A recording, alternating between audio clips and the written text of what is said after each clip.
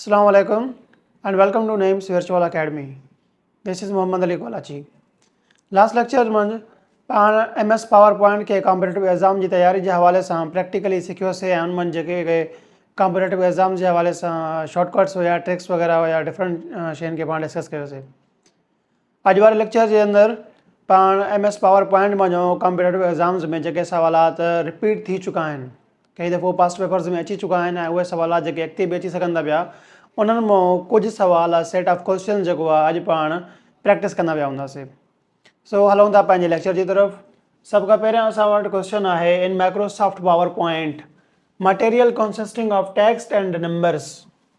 Material consisting of text and numbers is best represented as, यानी असां वटि अहिड़ो मटेरियल जंहिं मंझि टेक्स्ट बि आहे ऐं नंबर्स बि आहिनि, उनखे असां सुहिणे नमूने सां अगरि असांखे प्रेज़ेंट करिणो आहे, सुठे नमूने सां बहितरीनु तरीक़े सां प्रेज़ेंट करिणो आहे त असांखे उनमें असां उनखे छा में प्रेज़ेंट कंदासीं, कीअं प्रेज़ेंट कंदासीं, ठीकु आहे।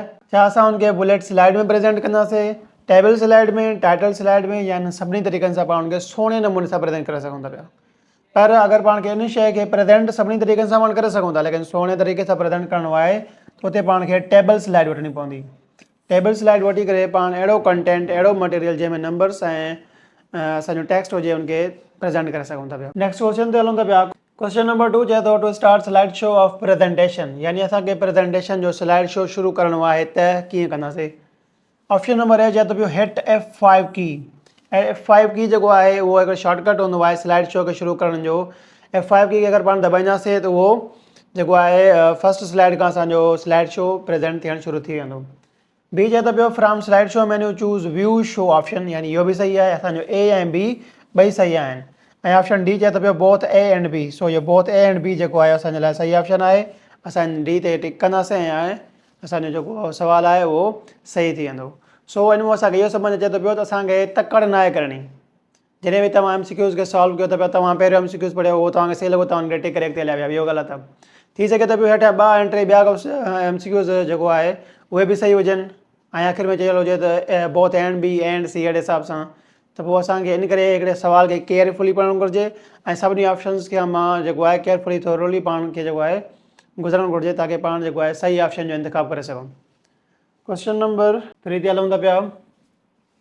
The arrangement of elements such as title, subtitle, text, pictures, table, etc. is called, यानी पाण पंहिंजी प्रेज़ेंटेशन जी स्लाइड में जेके टाइटल रखंदा आहियूं, सब टाइटल रखंदा आहियूं, टेक्स्ट रखंदा आहियूं, पिक्चर्स, टेबल्स वग़ैरह रखंदा आहियूं, इन सभिनी शयुनि खे छा चइबो आहे? इन सभिनी शयुनि खे चइबो आहे लेआउट। यानी असांजी हिकु स्लाइड मंझि जेको टाइटल आहे, उनजो सब टाइटल आहे, उनमें कंटेंट आहे, उनजो टेक्स्ट आहे, उन सभिनी खे गॾाए करे पाण हिकु लफ़्ज़ में चवंदासीं त उहो उन स्लाइड जो लेआउट आहे। त उनजो टाइटल कहिड़ी जॻह ते हूंदो, सब टाइटल किथे हूंदो, पिक्चर किथे रखंदो आहे ऐं पैराग्राफ असांखे कहिड़ी जॻह ते रखिणो आहे, इहो सॼो छा आहे असांजी उन स्लाइड जो लेआउट डिफाइन कंदो आहे, यानी इहे सभई शयूं मिली करे। क्वेश्चन नंबर 4 चए थो पियो which is the best view for getting your thoughts for a presentation out on the computer, यानी तव्हांजे कंप्यूटर में जॾहिं तव्हां हिकु प्रेज़ेंटेशन ठाहियो था पिया, तव्हां पंहिंजे ख़्यालात जो सुहिणे नमूने सां जेको आहे व्यू किथे वठी सघो था पिया। यानी तव्हां उहो आउटलाइन व्यू में वञी करे इहा शइ सेट करे सघो था पिया, नोट्स पेज व्यू ते या स्लाइड सॉर्टर व्यू ते या स्लाइड व्यू ते। हाणे हिते तव्हांजो पंहिंजा जेके थॉट्स आहिनि, एक्चुअल स्लाइड कंटेंट जी ॻाल्हि न आहे, जेके तव्हांजा पंहिंजा थॉट्स आहिनि उनखे तव्हां सुहिणे नमूने सां जेको आहे व्यू करिणो आहे, त पोइ उहो पाण छा ते वञी करे कंदासीं, नोट्स पेज व्यू ते। नोट्स पेज व्यू जेको उहो हिकिड़ो व्यू हूंदो आहे, हिकिड़ो पाण वटि स्पेस हूंदो आहे जंहिं जॻह ते पाण पंहिंजी स्लाइड जे मुतालिक़ डिफरेंट नोट्स ठाहे सघूं था पिया, ठीकु आहे।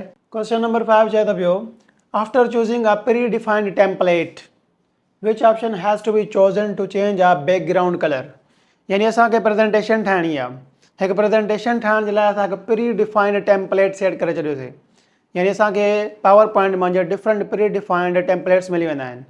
हाणे उहो हिकिड़ो असां सिलेक्ट कयोसीं। हाणे असांखे जेको आहे हिकु बैकग्राउंड कलर चेंज करिणो आहे, त पोइ असांखे छा करिणो पवंदो? छा असांखे डिज़ाइन टेम्पलेट चेंज करिणो पवंदो, कलर स्कीम चेंज करणी पवंदी, एनिमेशन स्कीम चेंज करणी पवंदी, या कलर इफेक्ट्स चेंज करणा पवंदा? छाकाणि असांखे बैकग्राउंड कलर चेंज करिणो आहे, सो असां कलर स्कीम में वञी करे इन शइ खे चेंज करे सघूं था पिया। सो ऑप्शन बी जेको आहे उहो असांजो करेक्ट ऑप्शन आहे। Which file is responsible to start MS PowerPoint, हिकु इम्पोर्टेंट सवाल आहे, जेको सवाल बार बार रिपीट थींदो आहे, अक्सर ये पुछे वेंदो आहे file is responsible to start MS PowerPoint, यानी जहिड़े तरीक़े सां पाण MS वर्ड खे हलाइण जे लाइ पाण वटि हिकु फाइल हुई WinWord, उहा MS वर्ड खे हलाए पई। एक्सेल खे हलाइण जे लाइ हिकिड़ी फाइल हुई excel.exe जेका एक्सेल खे हलाए थी पई। अहिड़े तरीक़े सां पावर पॉइंट खे हलाइण जे लाइ बि हिकु फाइल आहे जेका पावर पॉइंट खे स्टार्ट कंदी आहे, उनखे हलाइण जे लाइ ज़िम्मेदार आहे। उहा कहिड़ी आहे? .pptx आहे न, या पावर pnt.exe आहे, MS point.exe आहे, या हिननि मां का बि न आहे। सो असां इहो पढ़ी चुका आहियूं त उहा पावर point.exe नाले सां हिकु फाइल हूंदी आहे जेका पावर पॉइंट खे हलाइण जे लाइ ज़िम्मेदार हूंदी आहे। क्वेश्चन नंबर 7 चए थो पियो in Microsoft PowerPoint the entry fact is one slide replaces another in a show is called an, यानी असांजी प्रेज़ेंटेशन जो जॾहिं स्लाइड शो हलंदो पियो हूंदो आहे, जॾहिं हिकु स्लाइड हिकु स्टाइल सां ॿी स्लाइड खे तब्दील कंदी पई हूंदी आहे त पोइ उन इफेक्ट खे असां छा चवंदा आहियूं? सो पाण इहो पढ़ी चुका आहियूं त जॾहिं हिकु स्लाइड ॿी स्लाइड खे हिकु स्टाइल सां हिकु इफेक्ट सां तब्दील कंदी पई हूंदी आहे, रिप्लेस कंदी पई हूंदी आहे, उनखे पाण छा चवंदा आहियूं? उनखे पाण ट्रांज़िशन्स चवंदा आहियूं। ठीकु आहे, हाणे हिते असां ॾिसंदासीं ट्रांज़िशन किथे लिखियलु आहे, एनिमेशन आहे जेको ग़लति आहे, स्लाइड ट्रांज़िशन हे सही आहे, कस्टम एनिमेशन, प्रीसेट एनिमेशन ॿियो कोई बि सही न आहे। सो हिते जेको बी ऑप्शन आहे इहो असांजे लाइ हिकु करेक्ट ऑप्शन आहे।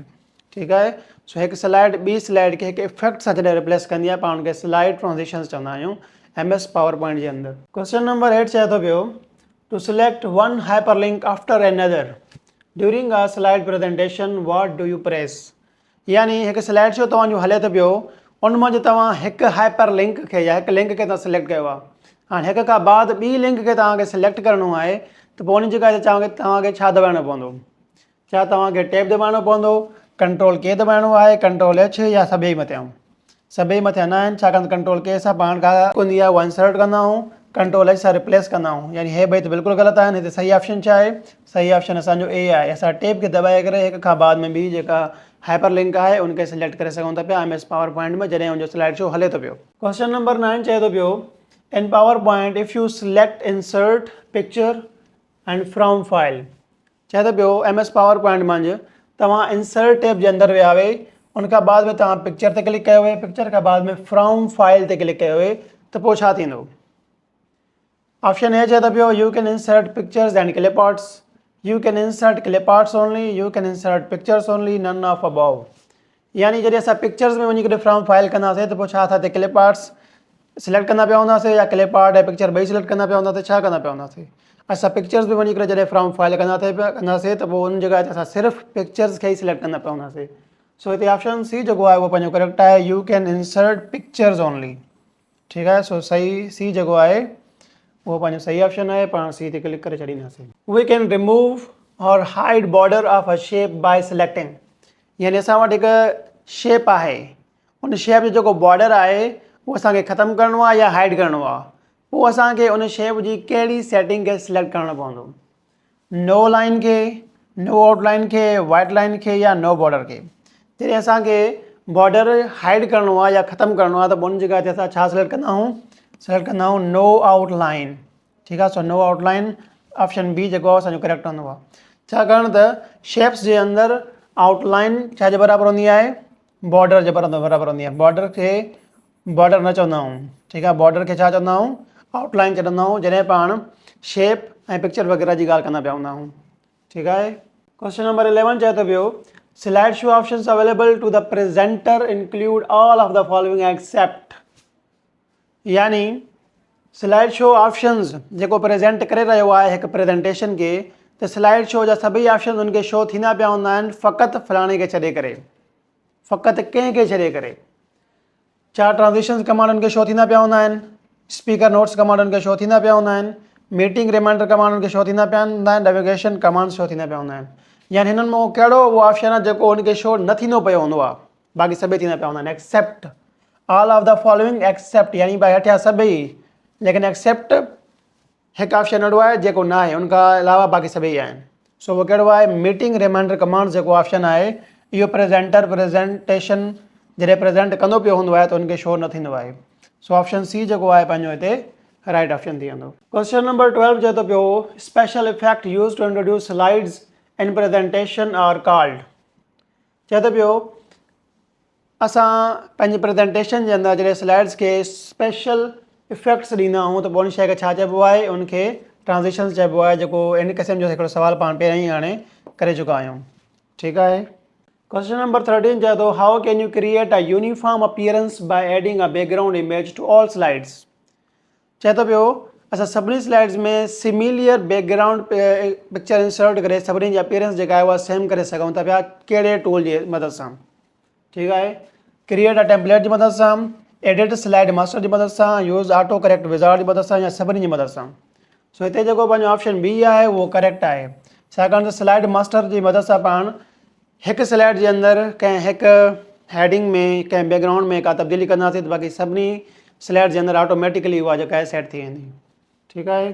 क्वेश्चन नंबर 14 चए थो पियो which option can be use to create a new slide show with current slides but present in different order. चए थो पियो असां वटि हिकु प्रेज़ेंटेशन लाइ हिकु स्लाइड शो मौजूदु आहे, उन स्लाइड मंझां कुझु स्लाइड्स जो असांखे हिकु डिफरेंट स्लाइड शो ठाहिणो आहे, उनजी ऑर्डरिंग बि तब्दील करणी आहे, यानी स्लाइड्स जो जेको नंबर आहे उहो तब्दील करिणो आहे। सपोज़ पहिरीं खे 3 नंबर ते रखिणो आहे, 3 खे पहिरीं वारे ते, अहिड़े हिसाब सां उनजी ऑर्डरिंग बि तब्दील करणी आहे। पोइ उन जॻह ते पाण पावर पॉइंट जो कहिड़ो टूल यूज़ करे सघूं था पिया। सो पाण पढ़ी चुका आहियूं, उन जे लाइ पाण कस्टम स्लाइड शो क्रिएट कंदा आहियूं, यानी असां वटि हिकु स्लाइड शो ठहियो पियो आहे, उन मंझां कुझु स्लाइड्स खे अलॻि करे उन जो हिकु अलॻि सां पाण स्लाइड शो ठाहिणु चाहियूं था पिया, त उन शइ खे पाण चवंदा आहियूं कस्टम स्लाइड शो। ठीकु आहे। सो कस्टम स्लाइड शो ॾिसंदासीं किथे आहे, रिहर्सल बि न आहे, कस्टम स्लाइड शो आहे, स्लाइड शो सेटअप न आहे, स्लाइड शो व्यू बि न आहे। सो बी असांजो छा आहे, फ़क़ति करेक्ट आंसर आहे। सो असां हिते बी ते टिक करे छॾींदासीं ऐं असांजो सुवाल सही थी वेंदो। क्वेश्चन नंबर 15 चए थो पियो व्हाट इज़ मोशन पाथ इन पावर पॉइंट, यानी पावर पॉइंट मंझि मोशन पाथ छा हूंदो आहे। पाण पढ़ी चुका आहियूं त मोशन पाथ जेको आहे उहो बि सेम ट्रांज़िशन्स ई हूंदियूं आहिनि। ठीकु आहे। सो हिते ॾिसंदासीं पाण a type of animation entrance effect, a method of advanced slides, a method of moving items on slide, all of above. सो पाण हिते सिलेक्ट कंदासीं ऑल ऑफ अबव, यानी मोशन पाथ हिन सभिनी शयुनि खे पाण चवंदा आहियूं। पाण जी कंहिं बि स्लाइड जे अंदरि जेका एनिमेशन्स थींदियूं आहिनि, जेका कंटेंट जे मथां एनिमेशन वग़ैरह हलंदियूं आहिनि, उन्हनि स्लाइड्स जेके अॻिते पोइते मूव कंदियूं आहिनि। ठीकु आहे। अ method of moving items on a slide, हिकु स्लाइड मंझि जेके आइटम्स खे मूव कंदा आहिनि, एनिमेशन्स वग़ैरह थींदियूं आहिनि, इन सभिनीनि खे पाण मोशन पाथ चई सघूं था पिया। सो हिते ऑप्शन डी जेको आहे पंहिंजो राइट जवाबु आहे। Which of the following views is the best view to use when setting transition effects for all slides in presentation, यानी असां वटि हिकु प्रेज़ेंटेशन आहे, उन प्रेज़ेंटेशन मंझि असां हिकु जेको ट्रांज़िशन इफेक्ट आहे, यानी असां वटि हिकु ट्रांज़िशन यार तो कटिजोसि,